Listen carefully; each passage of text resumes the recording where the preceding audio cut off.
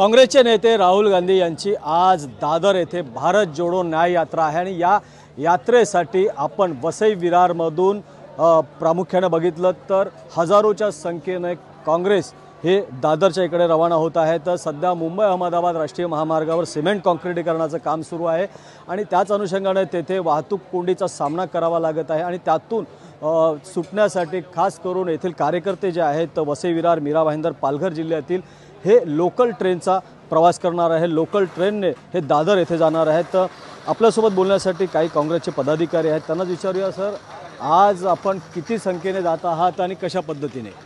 आज भारत जोडो न्याय यात्रेचा समारोप शिवाजी पार्क तिकडे होत आहे। कार्यकर्त्यांमध्ये उत्साह आहे।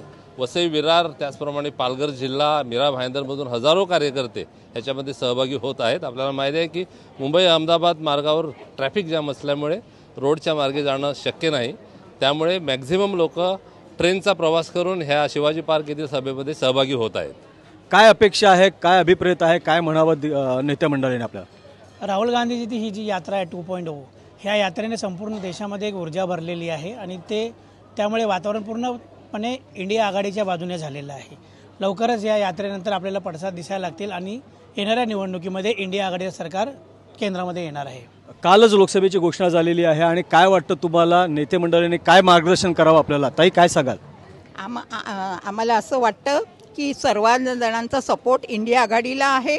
सर्व आम्ही काँग्रेस, शिवसेना, राष्ट्रवादी आम्ही एकमताने आहोत, आमच्यात भांडणं नाही आणि ह्या वेळेला सर्वांनी त्या इंडिया आघाडीला मतं द्यायची आणि मोदींना घरी पाठवायचं। कारण भयंकर गॅसची किंमत वाढलेली आहे, गरिबी वाढलेली आहे, अन्नधान्य मिळत नाही आहे, आम्ही खायचं काय? आम्हाला महिलांना प्रॉब्लेम, आता हजारो महिला आम्ही ट्रेननी प्रवास करत आहोत। महिलांचे काय विशेष प्रॉब्लेम आहेत आणि काय वाटतं, काय अभिप्रेत आहे तुम्हाला? महिलांचे प्रॉब्लेम म्हणजे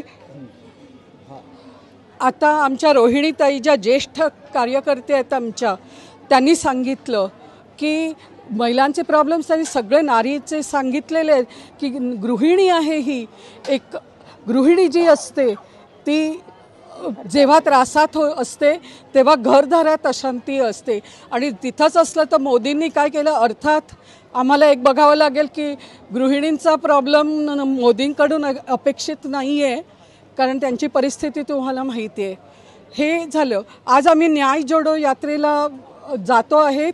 इथं आम्ही जातो आहेत कारण की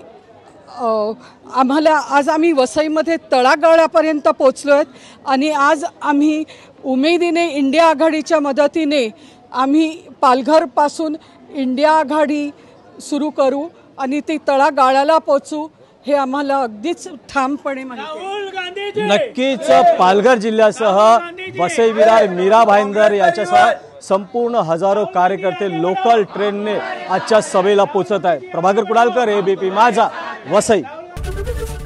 एबीपी माझा, उघडा डोळे बघा नीट।